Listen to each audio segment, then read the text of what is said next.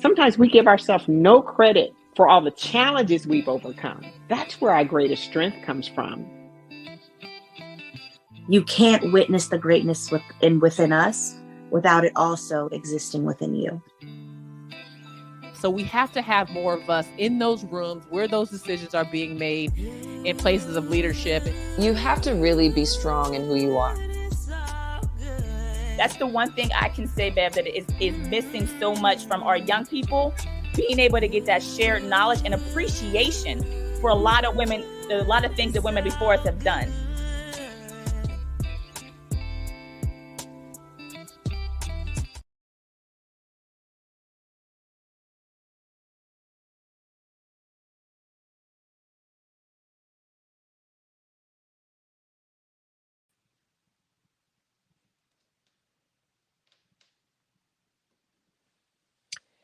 Hello, everyone. Welcome back to our show. This is our last show of 2023, and I'm so excited about the guests that we have to close out the 2023 season. The first one I'd like to introduce is very dear to me. I love her to death. She's been a competitor for generations and spanned Olympic gold medalist, multi-talented Gail Devers, who overcame so many obstacles to become great that I can't wait for you guys to listen to her messaging. So Gail, you want to say hello right quick? Hello, hello, hello, hello. Thank you for having me. I'm excited to be here. Great. And this next person that's coming on, everybody has to have role models. And if you have aspirations of being great, you have to be around greatness in order to achieve that. I remember when I first started, I was getting hit so hard that I didn't think I could keep coaching. And I walked up to Bobby Kersee one day and I said to Bobby, because we have this unspoken friendship and relationship that's just unbelievable. And I said to Bobby, how do I get above all the confusion and so many people coming after me, trying to destroy me? He says, you won the national championship at the collegiate level. And in order to move above, you have to go ahead and get medals. And I shifted from thinking nationally to internationally because I was inspired by a picture of these two. Drove me crazy. It's Bobby Kersee. So I'm going to bring Bobby on. Bobby. Hey, how you doing? Was how you celebrating with Gail Devers after winning a gold medal. And I was like, I want that moment. And after talking to Bobby, and then later on, Bobby, you gave me some of and I still give people this advice, which is, Gail, what he told me was, if I'm going to be held accountable for the train, I'm damn well going to conduct the train. That sounds like something Bobby was saying. And I was like, oh my God. I tell everybody that, which is, you have got to be the conductor of your own greatness. Mm-hmm. And if you're going to lead others to greatness, you have to have greatness within you. So I'm here today, and there's going to be a third person joining us, and I'll introduce them when they get on. But Gail Devers came in with greatness. Bobby Kersee is greatness. And so history proves them both correct. When two entities of the same mindset connect, great things happen. Now, Bobby, I just want people to know this, because I don't say this too often, but how the heck you get, I think it's 10 to 15 straight Olympians with gold medalists in it. Like I had Edwin Moses on here that won a phenomenal amount of races. And people can understand that.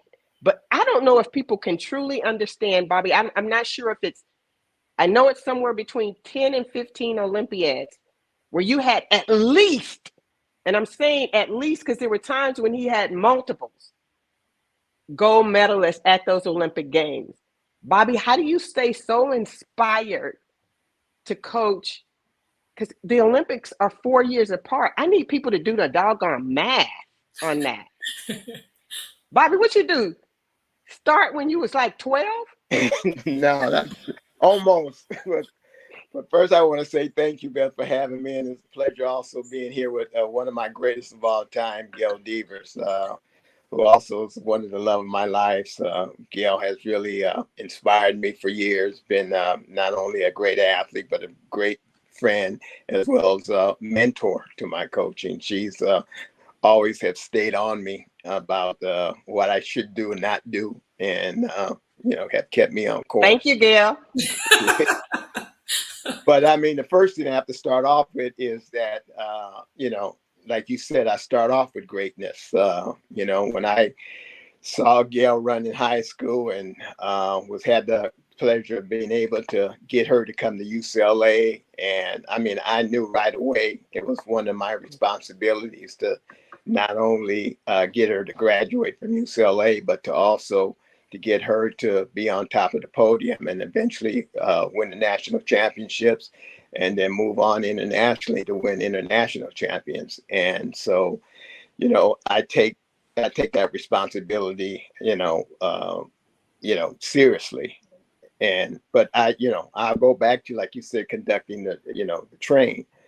The funny thing about our sport, Beth, is that we're the boss, but we're also kind of work at the pleasure of the people that we're supposed to be the boss of. The athletes are really hiring us to get a job done. So it's almost like the commissioner of the police. They're working at the pleasure of the mayor of the city.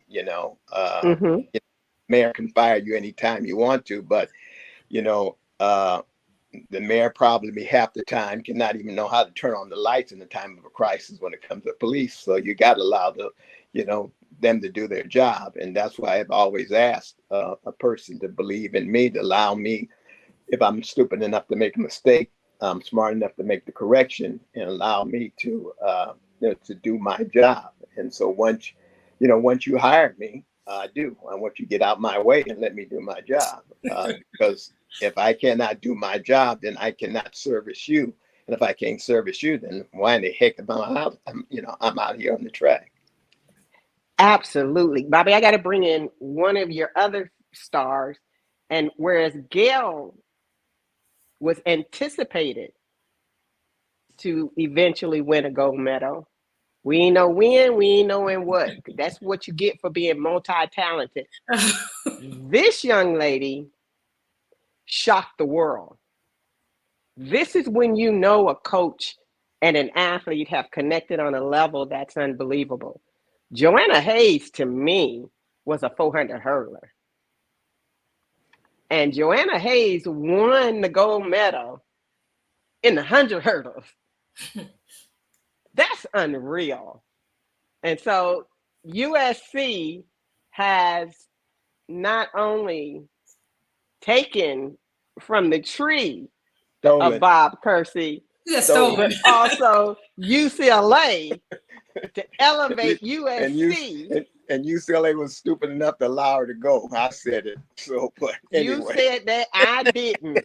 Well, I'm happy for Quincy because he got it. Not only does he have one of his best friends, but he has a phenomenal coach and former athlete and Olympic gold medalist, Joanna Hayes. Hey, Joanna, how are you? Hey, babe. Hey, guys. I'm good. How are you? Hey, JoJo, how you doing? Hey, good, thanks. Hi, guys. Hey, Gail. Hey, how are you? Hey, how are you? I'm making So right now I'm biting off the UCLA tree. I'm biting hard off the UCLA tree. Oh yeah, I get it Gail, a lot. It never stops. I know Bobby ain't gonna let you live that down. Okay, so Gail, what is your feeling on going into the? I hear an echo. Do y'all hear an echo? I do. Joanna, I think you have an echo going. Can you hear me? I put it on. I'm on mute. Okay, yeah, we can hear. We got it. It's gone. So, Gail, Bobby said something that's really critical for young athletes to remember.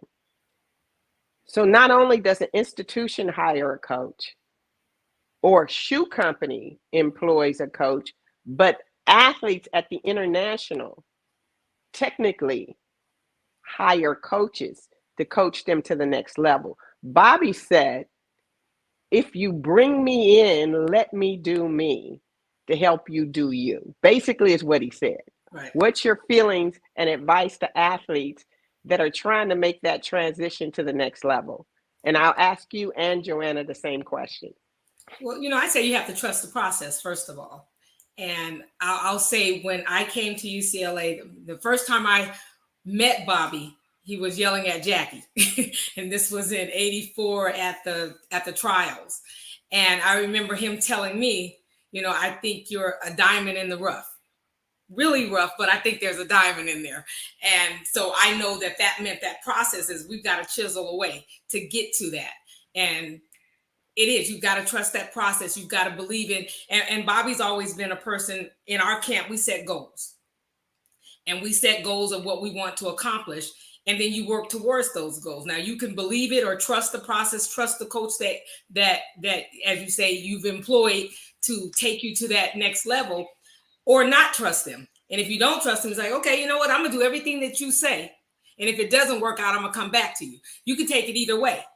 And with Bobby, it was like, I remember my first race was the Pepsi meet. And he had me running the 100-meter hurdles.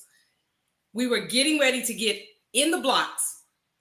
And Bobby was at UCLA. And I hear, you can hear Bobby. That's a distinct person. If he calls you, you better answer. I remember him saying, Gail, here. I'm like, oh my gosh, we were getting ready to get in the blocks. And so I come over to where he is. And I'm like, okay, trying to figure out what does he want. And he was like, I just want to tell you, don't choke. And I remember looking, I was like, okay, this man, interesting. I was like, okay, but I'm not going to say anything. I just walked away. I'm like, but in my head, I'm like, I can't believe I'm getting ready to get in the blocks and Bobby's telling me don't choke. So, the whole way back, I'm like thinking about all this kind of stuff. I'm going to show him, but I didn't say that, but I was thinking that. And I ended up running the race and I won the race. Didn't take a victory lap, didn't do anything. I ran up to him and I said, I may choke, I may mess up, but I'll never choke. And he said, that's all I needed to hear. Because for him, he said, I wanted you to be more concerned about me and what I said to you than these Olympians and the people that you were getting ready to compete against. And so it was a mind thing, but it worked. And even from that moment, I had respect for him before, but for him to take me out of myself, because everybody that comes from high school was the best wherever they were. And so you're like the big fish in the little pond, and then you go to college, you become the little fish in the big pond. What's going to make you separate yourself? You got to trust this person, and you don't know them from, and most people are like, oh, coaches, they sell you pipe dreams. They're supposed to tell you that you can do this, you can do that. And if you don't believe it, say, okay, well, I'm going to do everything this man tells me to do. And then if not, we're going to come back and have a conversation. And so my goal was to trust the process, learn everything that I could learn from him, become this sponge. And when I get to a meet, I'm going to wring it out. And it's going to work out the way it's supposed to. And it did. Wow, that's some powerful stuff. Miss Joanna.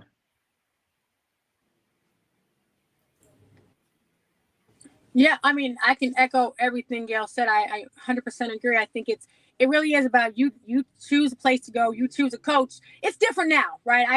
My experience is now there's the portal. You change your mind, you can get out, you can do what you want. And I actually had this conversation with someone today, a parent. We were talking about the portal, and I'm like, when I was in college, it never crossed my mind to leave. It never crossed my mind to get. There was plenty of times, and Gail can attest, that I hated Bobby. I hated his face. I hated his voice. But there was never a time. If you guys didn't, I would be doing my job. Bobby. Right. But there was never a time Sipping my tea. I don't want to be here. Sipping my tea, running around, yelling at people, screaming.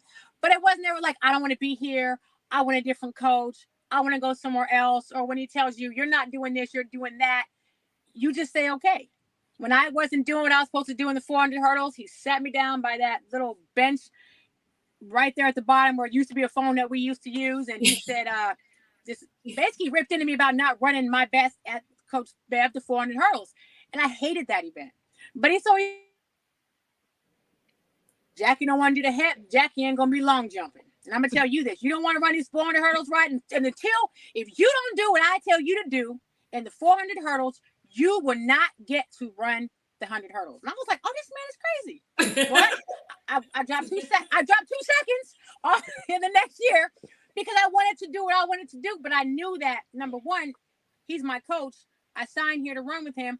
I do what he says because he knows more than me. That's why he's my coach and I'm not my own coach. And number two, he's gonna follow through. But I know he wants me to be great. He wants me to be the best I can be. So if I'm not giving he knew I wasn't giving a full effort. Now, if I was a 58-second 400 hurdler and that's what I was, he was gonna rock with that and encourage me to do my best to get better, right? But he knew I wasn't. He knew I had more in me. So for him if he allowed me just to continue, I'm winning, getting second, placing that Pac-12, all the Pac-10s, all the stuff, but it wasn't going to be good enough. And the next year, of course, I win and do all the things.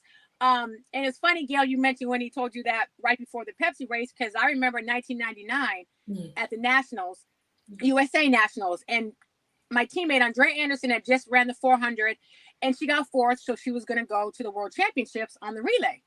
I'm sitting at the bottom of the, before we go out to the blocks, the little car room, and Bobby said, hey, come here, Joe, come here. So I get up out of my seat, in the car room, go to the fence, and he just says this: fourth isn't good enough for you. I was, oh shoot. So you don't get to get fourth and go on a trip. You don't be top 3, you're staying home. And it's like, I was like, oh, I better run, right? So and I made the team, but he knows the right time to say the right thing, and it may sound crazy. It may sound, oh, he's taking her out of their game. He's pulling them off their game. He's not.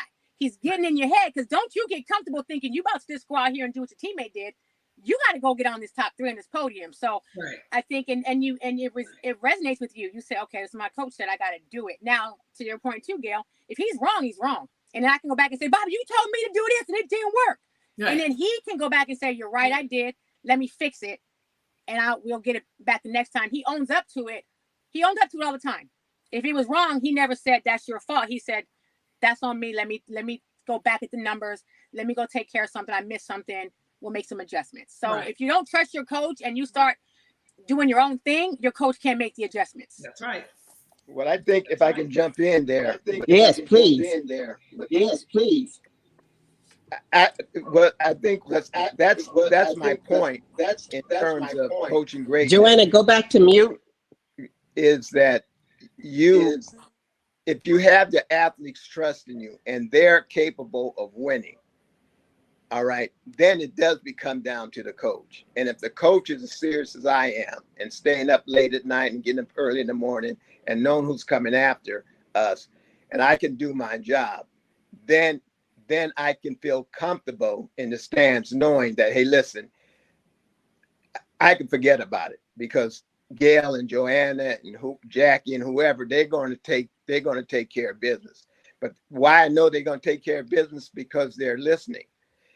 And I like to start in terms of resiliency and perseverance, because you're talking to 2 athletes that a lot of people right now, especially these younger athletes, they don't compete today because they're afraid of losing. losing is what makes you a great champion eventually if you got the talent. You're looking at two athletes that have overcome mental, physical, serious injury and pain. It wasn't a surprise to me, and Joanna can tell you that. It wasn't a surprise to me that Joanna won the 100-meter hurdles because that's what she wanted.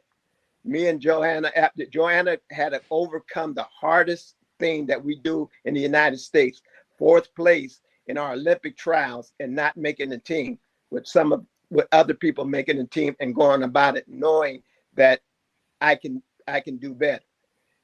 And she overcame that physically from her injury. She overcame that mentally. Obviously, we know the story of Gail with her Graves' disease.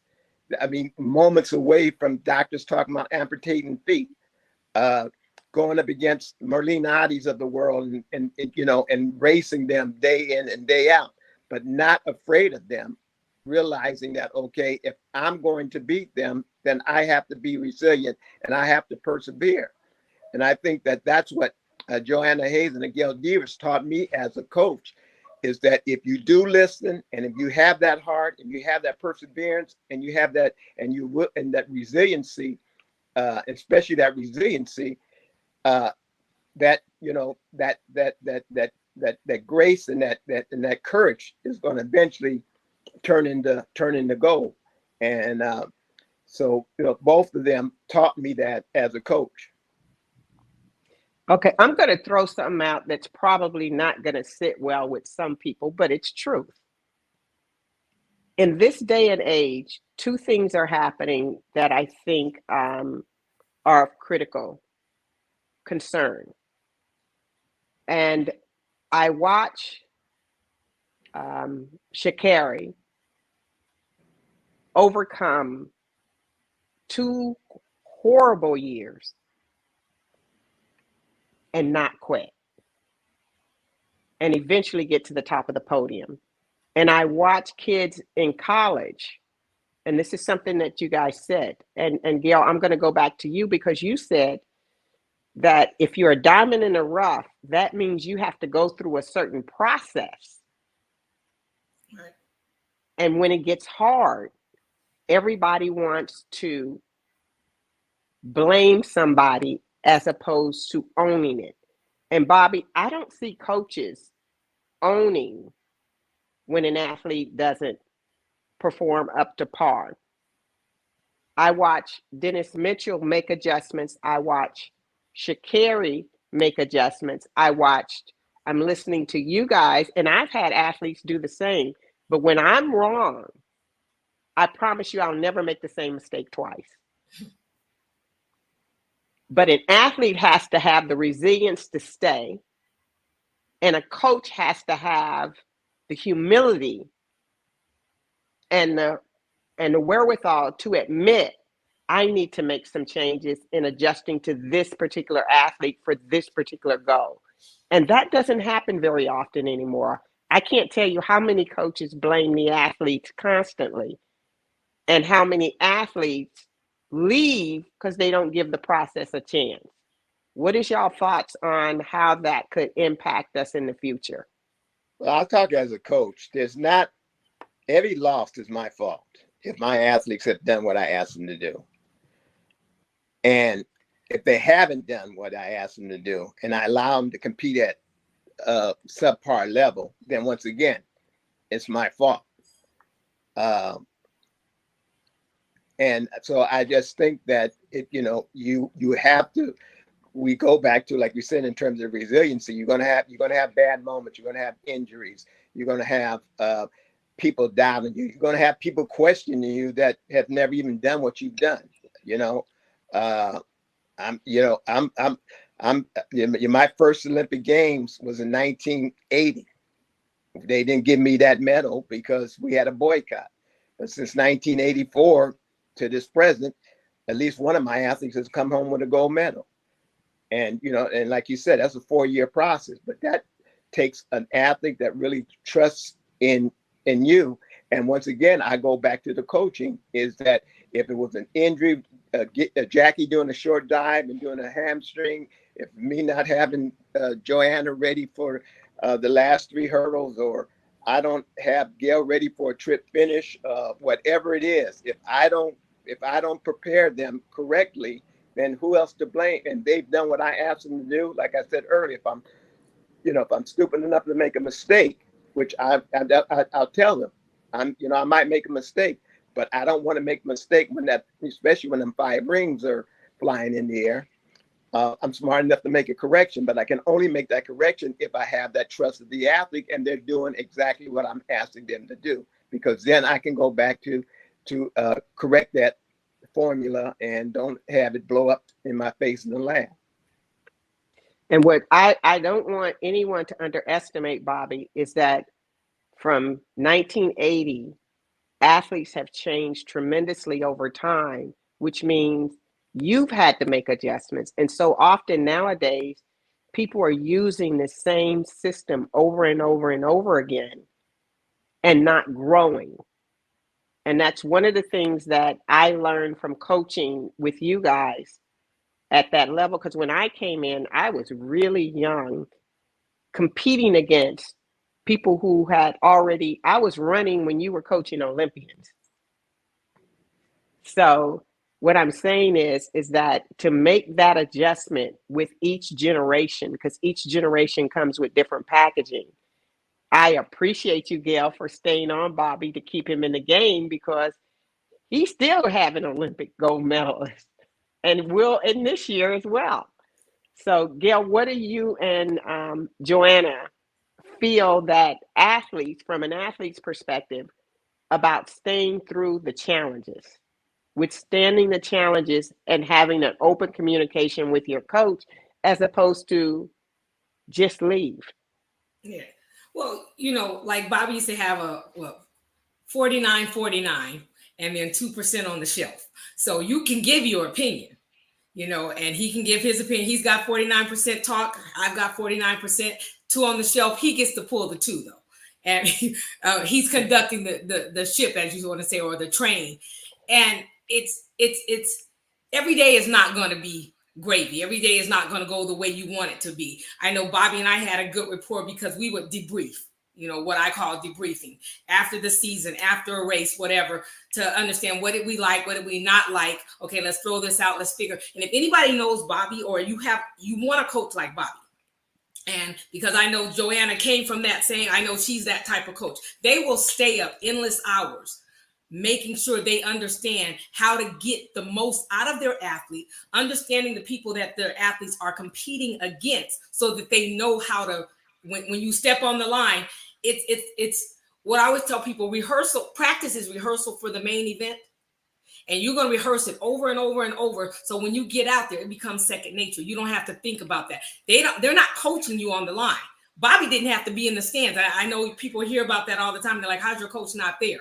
Okay, well, it's too late. It's too late if he's coaching me. And I'll tell you a quick story. In 92, Jackie and I, we had to ride the bus because we had to go to team practice or something like that. Bobby was following us behind with Bob Forster. They were following behind, and something happened because everybody was looking out the back window. And they're like, oh, you guys, Bobby's out of the car, or some altercation. The police were there or whatever. I don't know if it was an accident around one of the little turnabouts. And we were like, oh, okay. Jackie and I turned around and kept riding. We get to the stadium, we warm up, and people were like, you guys, Bobby still didn't show up. We were done with our practice, and we're just waiting for the bus to go back. They're like, you guys aren't concerned? We're like, hopefully, if they took Bobby to jail, there is a television so he can see us win. There is absolutely nothing Bobby can tell us right now. We are prepared, and we got to go out there and do what we're supposed to be doing. And that's what it is. And so you have to, and that's trusting the process. That's knowing, and I'm not saying that when I was competing, we didn't have issues. I was coming back from my grave season. I remember, we have a certain way that I was supposed to run one of my rounds. And I obviously did not do it because I get across the finish line. He was like, what happened? I was like, what do you mean what happened? He's like, you didn't do what I asked you to do. I said, well, I couldn't feel my feet. He said, oh, like with your graves or whatever, you can't feel your feet. I said, no. He said, you can feel your hands, right? And I said, yeah. He said, well, you would have worked the HELL out your hands and tell your feet to keep up. I was like, okay. and it is what it is. It is what it is. And he's right. Your arms tell your legs what to do. So, hey, my leg's not moving. Let me keep working my arms. So we have our moments. But I know and I trust that if something's not working out, Bobby knew how to correct it. We would come back and get it ready for the final. He talked about the trip finish. It's knowing how to get, I always say, everybody else has a 4 head. I have an 8 head, how to get that 8 head across that finish line. And so, and it works. So these days, like Joanna said, we didn't have a portal. You couldn't change your mind. You better make a solid decision, and that's where you want to be. And when you make that decision, you commit to it. And you want to be at a place where, there was, even when I graduated from college, there was no place else I was going. That's the only coach I've ever had. And I knew that I want him to take me and teach me. I came in raw, not knowing how to do stuff. He taught me, and then he took me to that next level. And we became family, and we're still family. Wow. Joanna? Powerful. Yeah, very. It's so fun listening to all the old sayings that I haven't heard in a while, because Gail used to say that her 8 head. I mean, there's so many great memories when you put together a group of athletes who work together, who all want to win, who all want to support each other. Gail was a huge mentor. Gail dragged me around Europe with her, showed me stuff, just got me ready for the circuit. So it's just fun to hear all these sayings coming back. But I would say, everything that they're saying is very true, and that's why I want to touch on to your point about athletes now. It's different. They're coddled in college. The stuff that Gail's saying that Bobby used to say, he can't say that. They're coming from systems where we're not allowed to talk to them in certain ways. We're not allowed, your feet, because that would be like, my coach told me, I had Graves' disease and my feet were hurting and he didn't have any sympathy for me, all those things that happen. And I'm not saying that coaches should mentally and physically abuse athletes and tear them down, but sometimes you got to just get to the point. You got to not find a soft way to say certain things. Listen, you want to win? Do this, do that. Don't do this. Listen to what I'm saying. And so these athletes now, professional athletes, are coming from systems where their coaches in college are coaching on eggshells, making sure that we don't say the wrong thing, because that could be our job. That could be a cause. We're going to get written up, so it's very hard for these kids. So now when they go to these these new coaches and they feel offended, they just leave. You know what? I don't have to put up with this. I'm leaving. And so then I'm going to find a new coach that's going to not talk to me this way, or this coach knows more. And then there's the social media aspect where now, so when we were younger, I'm sure that several coaches would have said to me, Bob don't know what he's doing. Come, I'll coach you. You should be doing this. Oh, when your block setting is wrong. You need to be doing this if I was your coach, right? And so these athletes are getting these messages consistently and constantly from other coaches who are trying to have them discredit their coaches and make them feel like they can be better somewhere else. And these kids want to win. So they listen and they start moving around, and their brain, they start thinking, hey, coach, let's try this. What about this? And you say stuff like, well, we've been working on that. You're saying it in a different way. But all of a sudden now, what we've been working on, somebody else says something to you and you think that I can't coach, or you questioning what we're doing. And so we didn't have that opportunity because anybody saying nothing to us, also because it was Bobby. So they didn't want to deal with Bobby.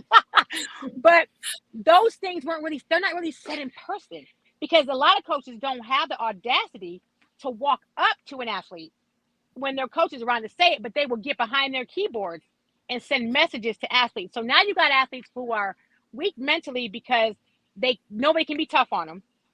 So now other coaches can infiltrate what you have built with your athlete. And that is a huge reason why athletes change coaches every year, every other year, not giving the system a chance, not trusting the process. And then you end your career with saying you've been coached by 4 or 5 different coaches and you haven't won, you don't have a medal to show.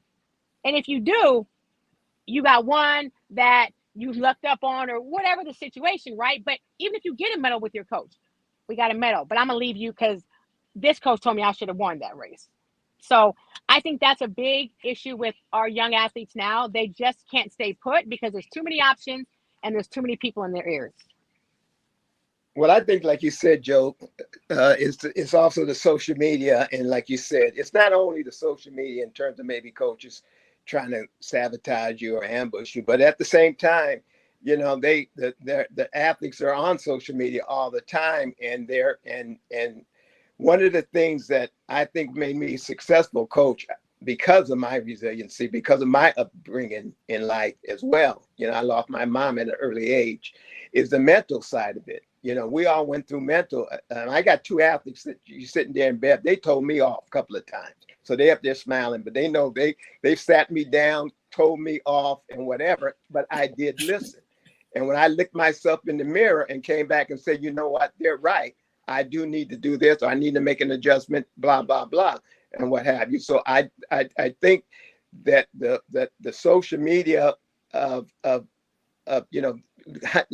we used to have to wait on Saturday, on Sunday for the LA Times to come up to see if they're going to talk good or bad about you, about what you did against SC or UCLA on Saturday. Now, they can't get across the finish line before things are being posted. So I think the mental aspect of the sport is not being taken as serious as it should be with coaches to really let the athlete know that you're really filling your brain too much sometime with too much information and some of the useless information that you don't need. And I like to touch on one more point before I shut up here, is that what Joanna was saying about there's no way like you go back to football, there's no way a coach can snatch a player's helmet anymore, face guard, and tell him pull him in, But at the same time, if you're a chef and the kitchen is in smoking and the meal is burnt, well then you screwed up the meal. And I think as coaches, that's how we got to get across in terms of to our athletes is what is my responsibility and what is your responsibility. Did you do this? Did you do that? What more do you want from me? What am I not doing? So I think that conversation have to be transparent and frank. That this is what my athletes at a world-class level. And Beth, you know me. I mean, you're gonna have to kick my butt in the parking lot twice before I give up. Okay, because I'm coming in there with a Gail Devers, a Joanna Hayes. We're coming in there to win. And if you're going to beat us, you're going to have to beat us. And I'm not going to be, but it's no disrespect to any other athlete or what have you, because if they're going to get up at 6 o'clock, well, mine's going to get up at 5:45, because if they're that talented, it's going to come down to those last few moments. But the athlete like Gail and like Joanna, they lived up to it. Joanna, the day before she won that gold medal, I knew she was going to win that gold medal. And I said, and I was asked, not putting any pressure on Joanna, but I said, long as there's a 3 behind that 12, she's going to be the Olympic champion. And when she went out there and ran her race, and then the person who I talked to came back and said, how did you know? I said, because of Joanna Hayes. I knew she was going to get it done. And, and so I just think that it's ownership. The coaches and the athletes, let's talk about our administration, our association. I think as coaches, a lot of the public do not know that coaches such as myself, we have to beg, borrow, and steal to get athletes on the podium sometimes. We don't have this national program. It's getting better.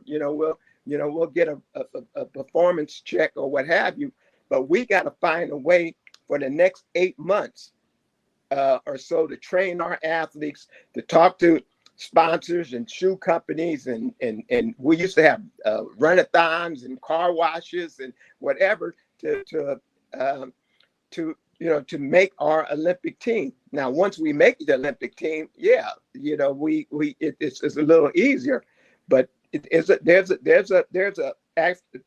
fight to really survive just the training process sometimes as a coach and an athlete to be able to get to the Olympic trials in order for us to even make our team. So I just think that, we all got to be accountable if we want to win medals for the United States.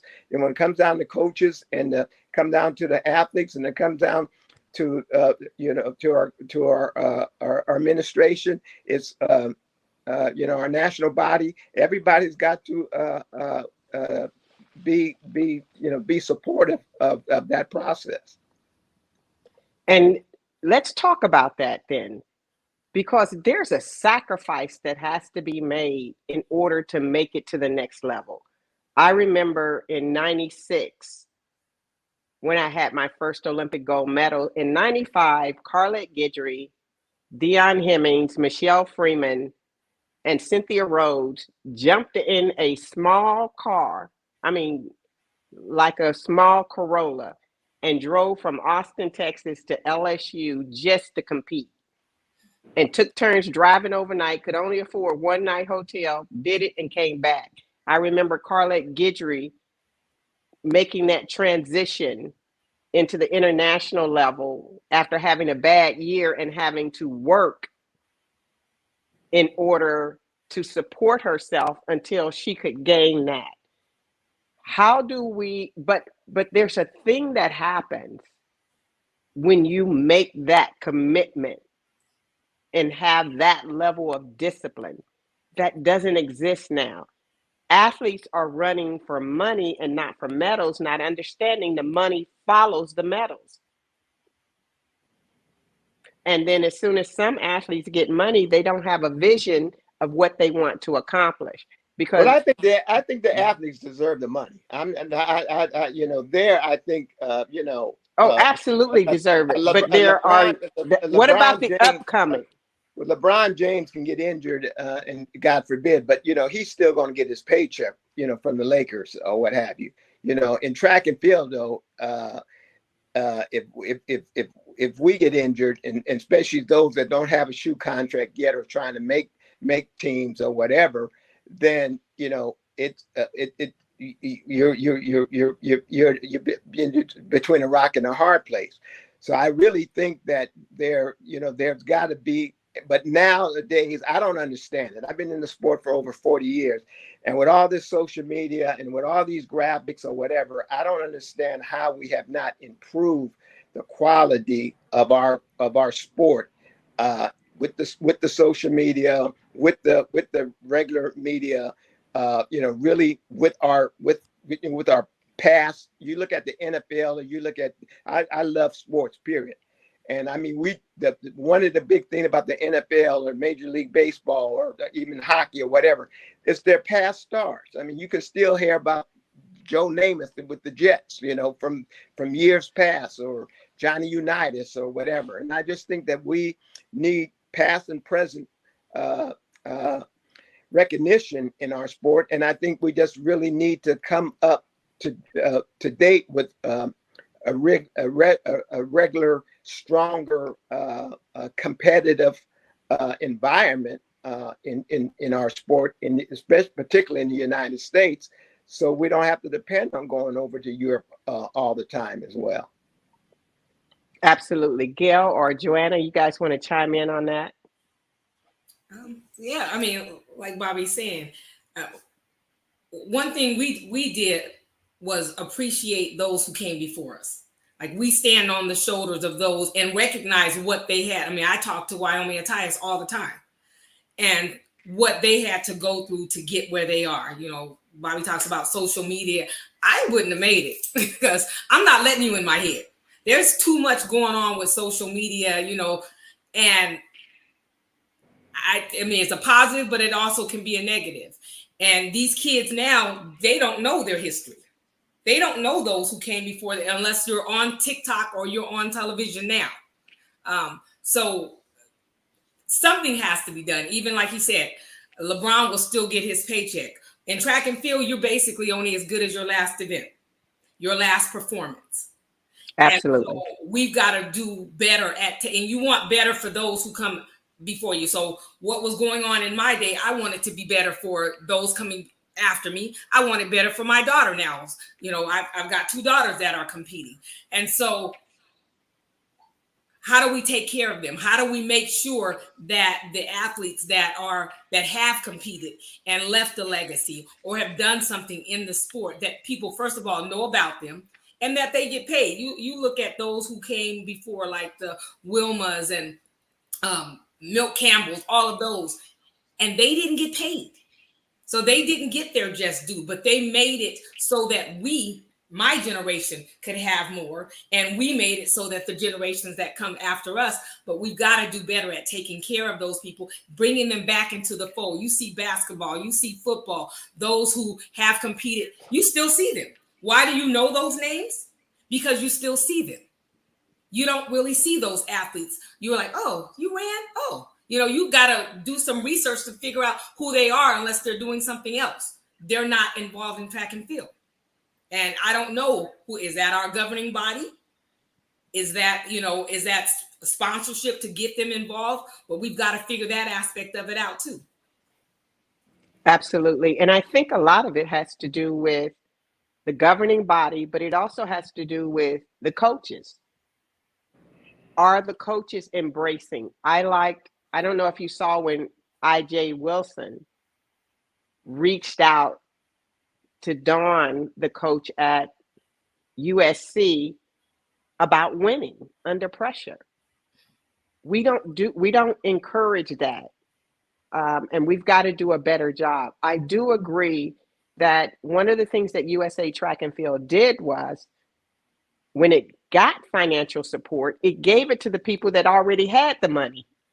And those that were struggling to make it had to make it before they could get money.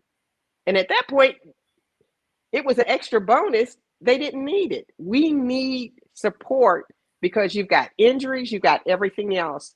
And one of the things I love about ABIS is that ABIS is an advocate for getting more visibility and more participation of Blacks in sports at all levels, including the business component of it. But we seem to be, as a sport, left out, which is why I joined an organization that advocates for Blacks in sports. So with that being said, I want to ask another question. What advice would y'all give people who have aspirations of wanting to be successful at the highest level? What do you think is a key factor of overcoming a lack of resources, a lack of visibility? And I agree, because one of the things that Schwinn, Cash, and LaChina said when they were on my show was that it's important to reach back into history and know those who've gone before you in order for you to elevate from where you are. And I was grateful that my two heroes, I had three. I had Mr. Bibbs at Michigan State, I had Bobby Kersee, and of course, Ed Temple. And they were all different generations. But if you listened and you learned, I learned from people who were great. They still have Dr. J at the basketball games. We're the only sport that are not highlighting our past greats, which is one of the reasons why I wanted to have you guys on. But also, I wanted to have Bobby on because I don't think Bobby gets enough credit for all the things that he's accomplished and all the athletes he's accomplished it with through different decades, not just generations, but decades of success. 4 decades of elite performances is phenomenal, Bobby. That's just phenomenal. And for the coaches not to sit down with you why you're still in the mix of the game, I don't understand. What are you guys' thoughts? I hope that every coach that I can talk to, I love talking to, because like you said, Ed Temple. The reason why I'm in the position I am today is because of Ed Temple. When Ed Temple talked to me back in 1980 and in Philadelphia when we had the boycott, and I had Alice Brown and Jeanette Bowden and Jody Anderson, to name a few of my athletes, and Ed Temple was the Olympic coach. And I remember Alice Brown coming over to me and said, okay, well, what do we do today? And I said, you see that man over there? And she said, yeah. I said, that's Ed Temple. I said, whatever the hell he tells you to do, that's what you do today. Cause I'm going to sit on this wall and watch him coach. And so I think that, you know, I've learned from, you know, Ed Temple and the rest, from Brooks Johnson and, you know, and Wilbur Ross and Russ Rogers and Coach Johnson and what have you, going down the line.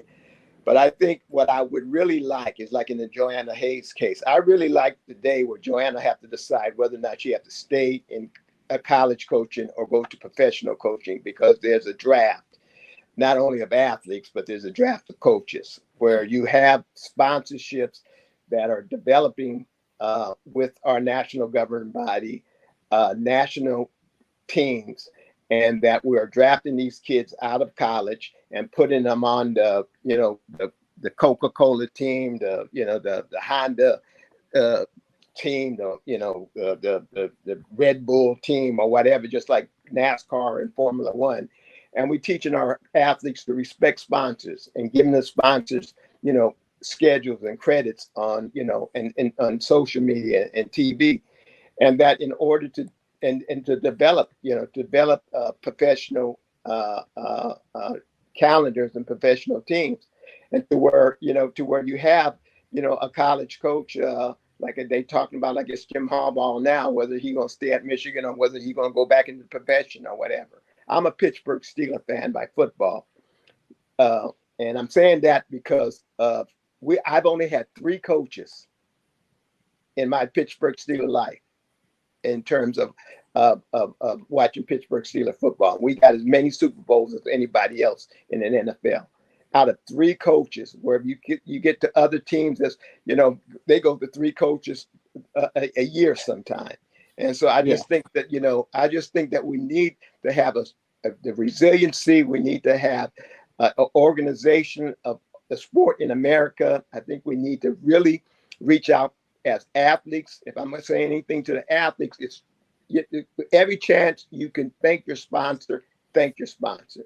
Because if you look at the NASCAR way, I just came back from the Formula One race in Las Vegas. You know, those sponsors are putting a lot of money into those races, and those drivers and those crew chiefs and those people, the mechanics and everything, understand where the money comes. And I think that's what our governing body really needs to be in a position to really get sponsors to buy into developing, you know, Club Coca-Cola, Club Honda, Club Home Depot, Club whatever, and really get these college coaches and professional coaches to start developing out of high school into college, out of college into professional sport, and really, I don't care if we start off like the NFL. We start off with 4 teams, and you know, and look at the NFL today. The Super Bowl, and the first Super Bowl was not a sellout at the Coliseum. The first couple wasn't. You know, try to buy a Super Bowl ticket today, but that's because they understood the process. And now it's time for us in America to understand we have the talent in coaching, we have the talent in athletes. What we don't have is the organization. Noted. Gail or Joanna, your advice No, I agree. You know, for coaches or athletes? Well, Bobby has talked forever about our governing body and our sport needs to be more like NASCAR. He said that since the 80s. And, you know, where people are not sponsors, they put their money in and they want to get something out of it. They want to see their signage. They want to get their recognition. And it's a shame, like Bobby said, once you make the Olympic team, then yeah, you're pretty good. But before you get there, it makes no sense for athletes that have the potential to go to the Olympic Games to have to work. That you're working a 9 to 5 on your feet or whatever, and then you're expected to go to practice and then to produce and to perform and be ready to perform at that level, when you can do something and have sponsorships, like Bobby's saying, have a team. Okay, I'm on Team Home Depot. Okay, so all these athletes on Team Home Depot are being taken care of. Why? Because they need to train to be able to do what they need to do when it comes time to step on the track. And So something's got to change. I mean, and that's where we come in. If there's a voice that we can say that, you know, when you know better, you're supposed to do better. So we know better now, and we want better for that next generation and the generation that's here now. So we've got to figure out how we can do that. Signage on these athletes. That way sponsors will continue to give dollars to allow these people to train and their coaches to be able to coach them. Absolutely. Miss Joanna Hayes. Yeah, I think number one, yes and yes. Bobby's been saying this forever, and I feel like, you know, when you have someone like Bobby Kersee who has these plans, has these ideas, and who's been doing this, to your point, for 40 decades, 40 years, 4 decades. I mean, the amount of medalists he has, the amount of people he's coached who even weren't medalists, just all the people he's coached and encountered, all the people he knows on so many levels. Why are we not listening? Why are we not trying to do the things that this man is saying? Because he has the experience, he has the knowledge.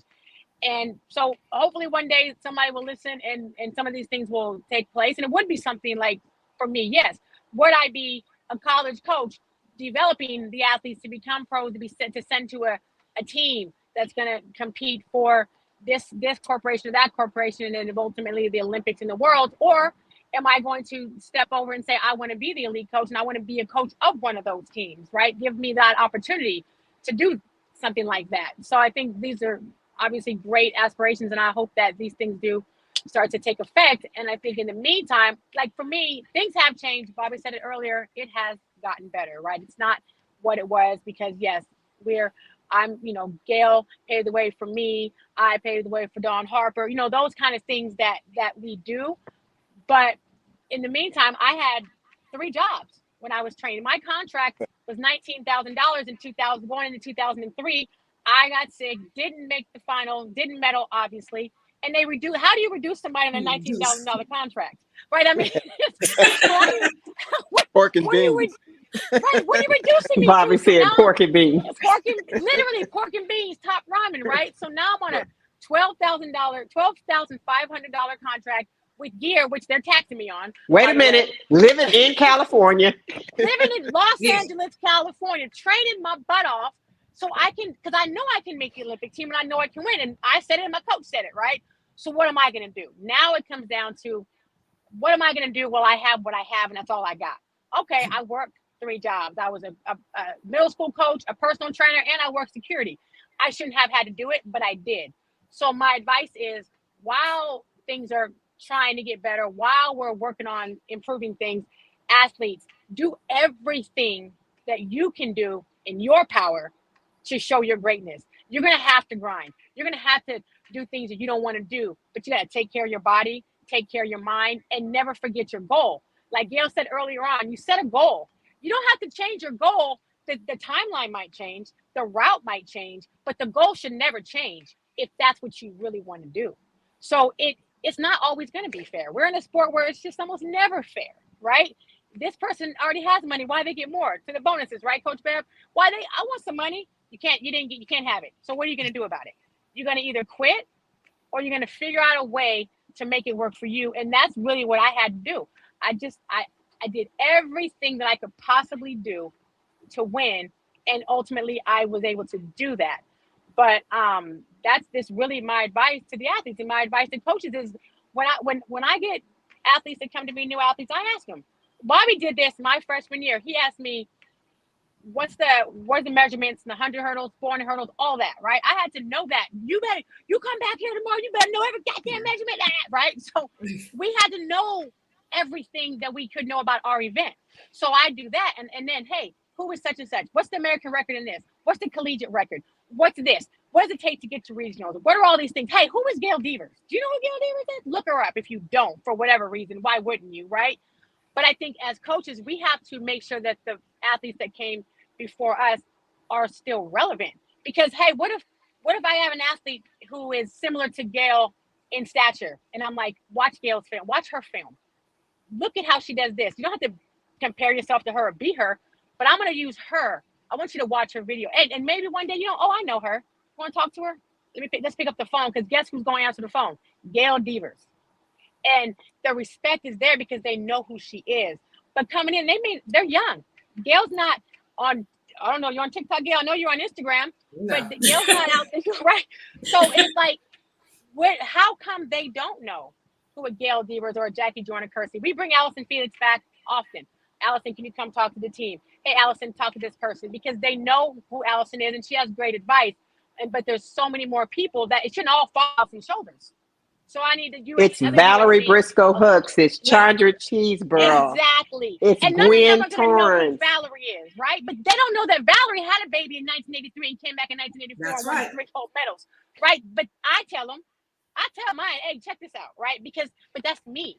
So as a coach, I tell the coaches, if there's coaches listening, that's our responsibility to keep the athletes that have done the great things, who have paved the way for us and the athletes that we coach. It's our responsibility to keep them relevant the best we can. We can't pay them. We can't do this or that, but we can absolutely keep their names in our mouths.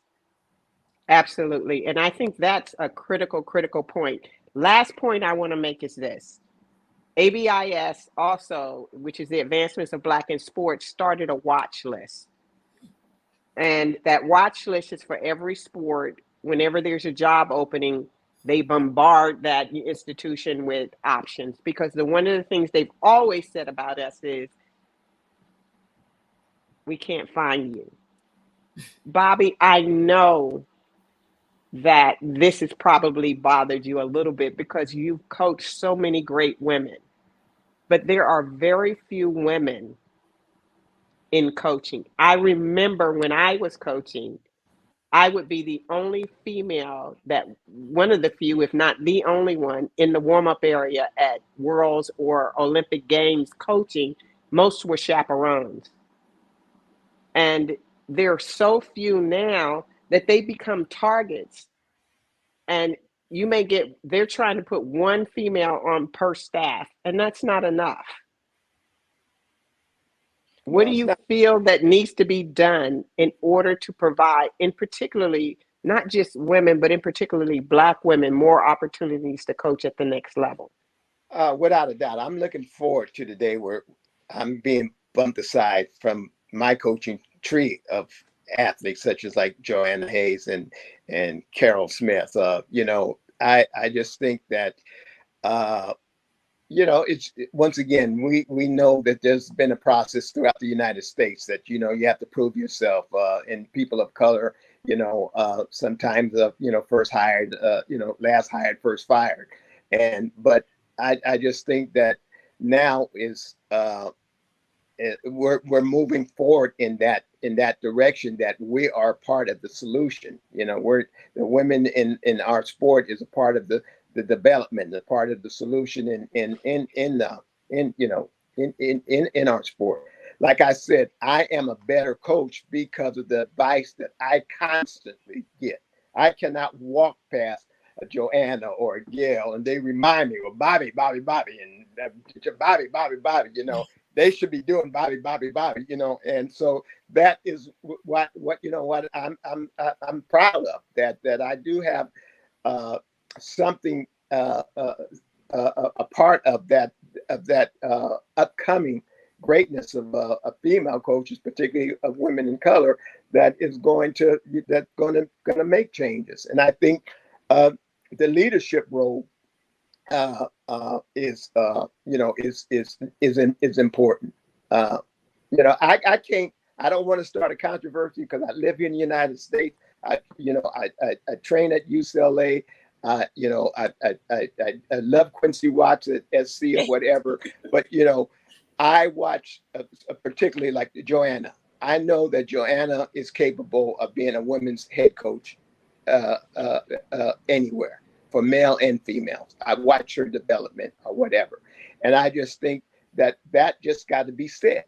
That we have to constantly have, like you said, have that watch list, have them resumes, and give them those opportunities. Not give them, they deserve the opportunities of leadership. And so, and I think that's also goes about the changes of our sport. I think in terms of the female coaches, in the leadership roles and in the developmental roles through from elementary school to high school now to where they know. I mean that, and Beth, you were one of them. I mean, heck with Bobby Kersee. I don't care, man or woman. I'm going to go out there and coach my team to the highest national and international level, or my athletes to the highest international level. So to change, I want to see this sport change. I'm starting a foundation now called Happy Habits.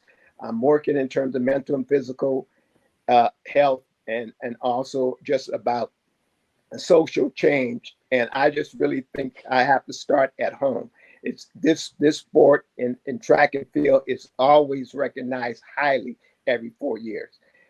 We need to really keep putting out good athletes, good coaches, good products, and develop the sport in the United States to, like women's basketball. You got women's basketball year by year improving in the United States, where they got to go to Europe less and less. And when you're going to Europe, it's a competitive situation, like a World Cups or in soccer or stuff like that. It's time for track and field really to start stepping up, both from the female coaching level and both from the organizational and competitive level to move this sport, forward. Absolutely, Bobby. I totally agree. I want to give a shout out to Michelle Freeman, who's the new assistant at UCLA, who reached out to Jeanette Bowden, who was the former head coach at UCLA, keeping her in the loop. I want to give a shout out to Carol Smith Gilbert, who constantly advocates for more women to have positions. And you can't overlook what Jed has done in a short period of time coaching. And now as the head coach at UNLV, we've got some stars. Connie has done a great job. There's a head coach Black coach at Dana's at Central Florida. So and Vanderbilt. So we're rising, but it's rising very slowly. And if we don't increase the pool of knowledge, because I was blessed enough that everybody was open when I was coming through. They didn't shut me off until I started beating them, Bobby. Right. But Bobby didn't have an ego. I remember, Joanna, I'm going to go ahead and say this and admit it. I kicked Bobby's ass one year in the 400 hurdles at the NCAA meet when he was at UCLA. I mean, I wore his ass out. And the next year, this is how competitive Bobby is. He waited the whole year to get me back. I had like 3 people in the 400 hurdles and that damn Joanna. And I can't remember the other athlete that was there with you. Y'all wore us out. Bobby was at the top of the bleachers. Bobby ran all the way down the bleachers screaming, "I kicked your ass! I kicked your ass!" And he got to me and he was screaming at me. I said, "Bobby, you know I'm going to get you back." But that's the relationship. We didn't go out and hang out together.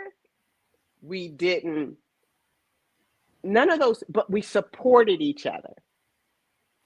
Bobby always told me, "Great job."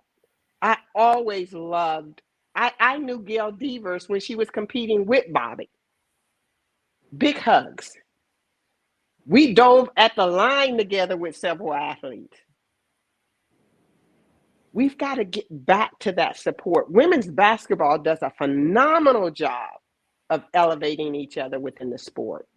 Somehow we've got to get to that point. Shout out to Leroy Burrell, who deliberately reached out to Lucina Golden and hired her because he said, "I don't understand why more people aren't coming for you with the success you've had." So I'm grateful to ABIS because ABIS does the Legends Ball, which honors the historical greatness of all of our athletes. And we've got to get you on that podium at some point there. you, Bobby, and Gail, definitely, and Joanna, you guys need to be honored at some point. But the gala's coming up. Bobby, we tried to get you last year, but missed you because you had a competition. But also, I want to say that somebody's great when they got a track meet named after them in Atlanta. Do you know how hard that is? And I think you guys have a meet that's huge. And y'all used to have the Jackie Joyner Kersee relays. You had all of that stuff. That's honoring the greatness of those who went before you. At some point, we've got to do that. I don't care if they name the UCLA, USC, UCLA dual meet after one of the greats every year, whichever school is hosting it. Just to give name recognition. There's things that need to be done to elevate the greatness that has happened within sports. But especially for track and field. I just think it comes from the national office and the coaching and the athletes getting together and understand that the child is the competition, is the track meets, it's our making international teams. And I just think that without the sponsorship, we're not going to make it. And I think now the athletes up to date and the coaches up to date, they trying to get me this, like that. My current athletes is the one that had came up with the formula Kersee. They said, we're going to get you on social media one way or the other. So, but I love that. They have the tools to do it. But it's the sponsors. We got to reach out together to the sponsors and let the sponsors know that we could put on a show. Football got every doggone channel there is. You got to go to you got the YouTube TV, Prime Ticket, Hulu, Peacock, or whatever, because they're putting on a good show and they're respecting the sponsors and that the coaches and the athletes and the front office is understanding what's pushing the track, the train down the track. And we can do it now. We have the tools to do it.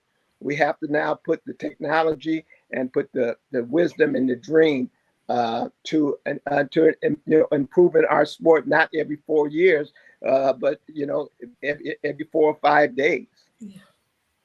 So Gail, absolutely correct. Gail, I'm going to let you and Joanna end this by giving some advice to people who have the drive to be successful. Like the series says, the pursuit of greatness. You have to believe. Every day is not going to be sunny. There are going to be times where you feel like the walls are closing in on you and there's no way out. And it's during that time that you have to reach down inside yourself to find that greatness. You have to always believe. I believe and I know this for a fact, for the most part, when I won my gold medal, there were 2 people in the world who believed that I could do it, myself and Bobby. Trust the process. Believe in yourself. Give yourself time to learn. Be that diamond in the rough and understand when somebody goes out and they want to buy a diamond, they're looking for the best. These sponsors are looking for the best. What are they going to get from it? They want you to shine. They want you to shine from across the room. It's not just they're going to pick it up. You got to chisel. You got to work that process to figure out, how do I get this diamond to shine all the time? Not just one time. Every single time. Surround yourself with greatness. Positive comes out of positivity. In our camp, it didn't matter who we were going to compete against. Shoot, we had a meet every day. We competed against the best every single day. When you got to a track meet, that was gravy. You knew what to do there. Mentally, be mentally tough. Set goals for yourself. Surround yourself by your goals so that you know why I'm getting up every morning. There's a purpose, because I am in pursuit of greatness. And don't let anyone derail you. Don't let anyone take you off your track. This is my coach. Nobody could have come to me and said, hey, I can teach you better than Bobby. Absolutely, I'm not listening to you. This is my coach. This is who I signed up with. And if it doesn't work this year, I'm going to keep trusting that process, because there's something that maybe we got to tweak and we got to figure out that we didn't do. Okay, I didn't trip finish. I didn't work my arms. I didn't do that. But I know that I have his support. And in turn, he has my support, because I believe enough in him to say that I'm willing to do what I have to do. If I have to get up at 5 a.m, I'll do it. If I have to go to bed at 12 at night, I'll do it. If I have to, like Joanna said, work 3 jobs to get where I need to get, I visualize and I see myself crossing that finish line, and I'm not going to stop till I get there. Absolutely. Thank you, Joanna. Well, Gail said everything. That was great. It was great, because that is the truth. It's like you can't say, oh, I'm having a bad day. Is this for me? You can't question if it's for you because you had an off day. Nobody, not one person on this planet doesn't have not one off day, but several off days. Things do not always go as planned. I have these conversations a lot. I had a kid today. He was off. Okay, you had a bad day. You want to come back and do better next time. It was terrible. And I'm a kind of person that says, yeah, that was terrible. I'm not gonna lie to you and say, it was okay. No, it was terrible. Right? He stuck up the joint. You stuck up the joint, because if I tell you no, it's okay, it's not okay, because you're better than that. You came out here and you gave me crap, but now you're telling me, oh, I'm hungry, I didn't eat. Well, okay, now we know what the problem is, right? Next time, do better, and you'll run better. So Bobby always has said, those that know why can beat those that know how. That's right. So what's wrong with you Say that again, Joanna. Say that again. Those that know why can beat those that know how. And I have stood on that since he told me that from the beginning. Gail's heard it. We've heard it 1,000 times. You have to understand that. Anybody can go out there and run. Yeah. But you can't just rest on that. And then I'm fast today, I'm not fast tomorrow. Do you know why? Do you have a reason behind why you had a great day or a bad day? And if you had a great day, here's another one from Bobby. Was that by accident or by design? All right, can we come back and do that again? We can all get lucky once, right? Is what I'm teaching you working, and it's what you're doing working, right? And can we be consistent in something like a hurdle race? You can have a huge drop if you change one thing and it happens 10 times. 10 times. But if you change one thing, it happens twice, and 8 times is still bad, you're not gonna have a big drop, right? So as an athlete, you have to study and understand what you're doing right, wrong, and coach, how can I fix this? But, and I just keep throwing out the Bobby, the paralysis by analysis, because I got kids who come and say, well, this and that and that, and like Bobby, hey, I'm gonna stop you right there. You saying a whole lot to me, and you ain't saying nothing. Let me fix one thing, because if I fix one thing, I can probably fix all the rest of that crap you're talking about. Stop trying to fix everything at once. And I think as athletes, we're impatient. I need it to happen now. And I looked at my video, coach, and all this was wrong. Absolutely right. It was. Now we're going to fix it all today? Or you're going to work on one thing and we're going to, over time, build and get better? Because the more impatient you are, the less I'm going to work. All right. Because I can't help it. So athletes, you let the coach. Give, like Bobby said, if I'm dumb enough to make a mistake, I'm smart enough to make a correction. Let the coach see it, so I can say, oh, you know what? I'm really wrong. You probably should come through a little faster. All right, we're going to bump up this and that. And now let's try this. Or we got to back you up because you got tired here. But give it to me first, or because I'm going to keep, as a coach, I'm going to keep on telling you to do it until you do it. And if it's wrong, we either could have been wrong the first time, or we could have been wrong the 8th time, and now we 2 months in, and now we're behind. Because I'm never going to change it until you give me what I'm asking you for, because I can't be a great coach without a great athlete. Great athletes make great coaches, not the other way around. Because you don't win an Olympic gold medal if you're not a good athlete. You don't just luck. I'm not going to take the worst athlete on the planet and make him an Olympic gold medalist. But you got to have. We talk about the DNA. I have a girl who suffered from injury. She's coming back.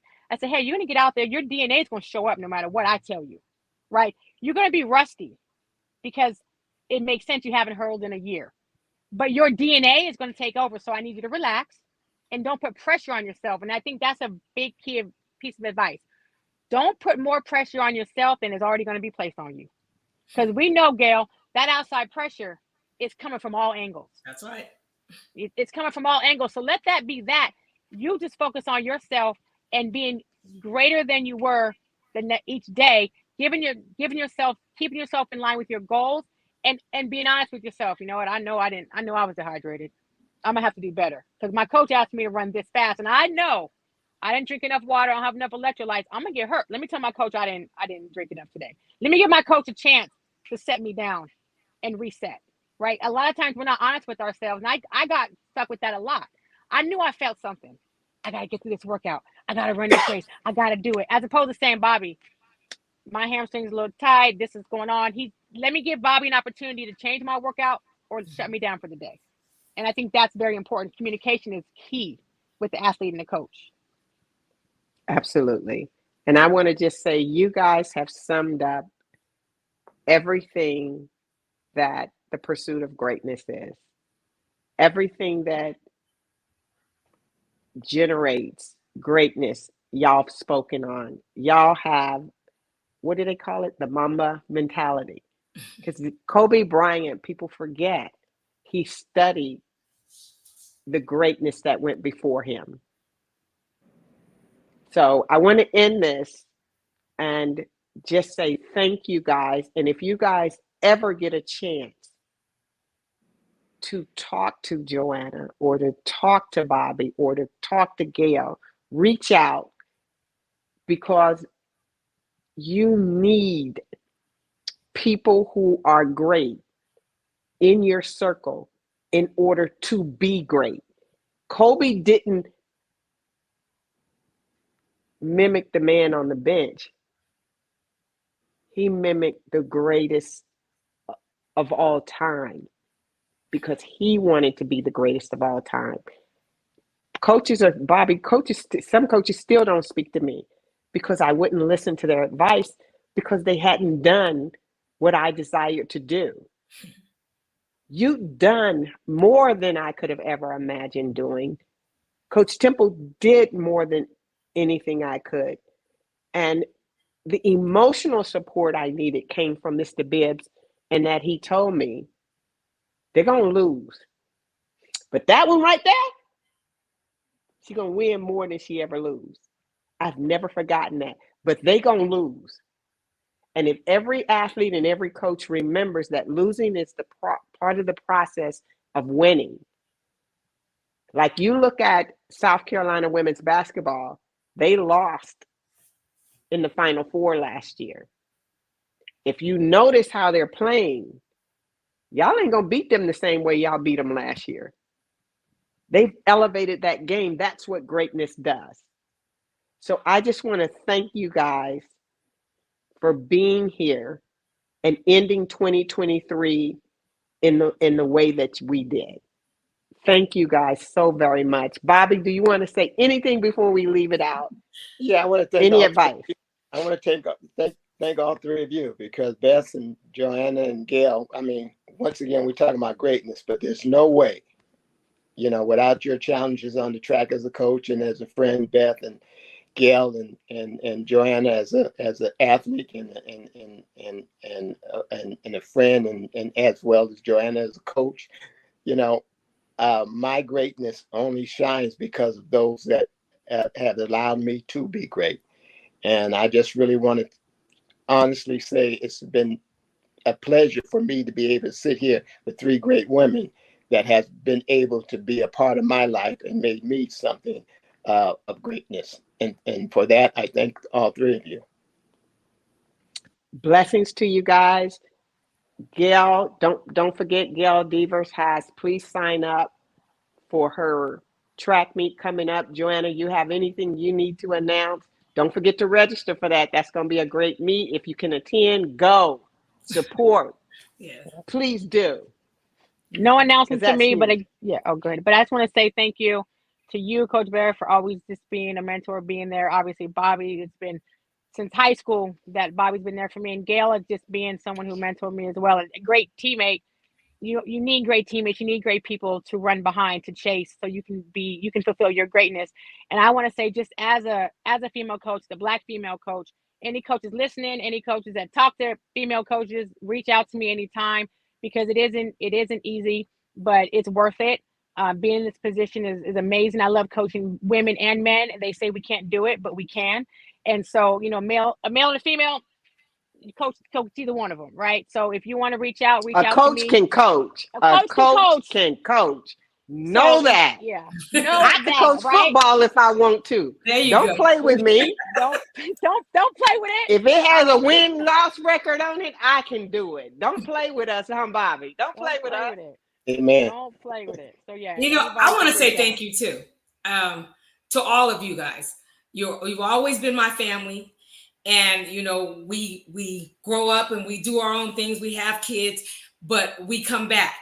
And Bobby, the legacy that you've led, and that you know, I always say you have that Midas touch. And those that you've touched, Joanna has gone on to have the Midas touch in her arena. Carol has gone on. And I'll be honest, I got daughters. And my daughters, I never thought they'd run. But then when they decided they wanted to run, I'm like, okay, well, you go into somebody in the family. Because I know you talk about greatness. I know there's somebody who can be there to teach you what you don't know, to nurture you when you need nurturing, and to curse you out when you need that too. And so I'm proud to say that my oldest daughter now is at UGA with Carol. And I know that what she's been taught, like she'll say, that sounds like what you say Uncle Bobby used to say. Exactly. So it's that circle. Is that circle that's continuing, and hopefully what you guys are doing, Joanna, what you're doing, Bev, you were always mentoring, and you're mentoring in our family. So you've always been a part of us anyway. But mentoring that next generation of athletes, teaching them that mental toughness, you know, where they go from maybe they were warriors wondering what they can do, and now they've turned from warriors to warriors. And that comes from what we've been taught. And so I thank you guys. I love you guys. And I'm waiting. Bobby, we know, and I hope our last gold medalist in the 100 meters was coached by Bob Kersee, and it was mine in 1996. So we got some work to do. And I want to see if it's going to come from Carol, Joanna, Dennis Mitchell, whomever, but it's got to come back to the United States. Yeah, absolutely. Bring it home. Blessings to you guys, and thank you guys for watching. Please stay on top of supporting Bobby and all of his athletes coming out. There are so many great athletes coming into the Olympics. I know, Joanna, you and Quincy have some phenomenal, not just collegiate athletes, but international athletes. We're just asking everybody to support. Yeah. God bless you guys. Thanks, and you guys have a good night. Yeah. And thank you, Joanna, for taking the time to come on. I know you're on your way sorry I'm in the car, but you know, for those babies. She got all those babies at home. She tried to get home after a hard day's work. But God bless you guys. Bobby, you know I love you from the bottom of my heart. Yes, Bobby, yes. Happy Legacy holidays. continues, Bobby. Yes. All right. Good night, everybody. All right. Good night, everyone. Thank Thanks you, for guys. watching, guys. Thank you.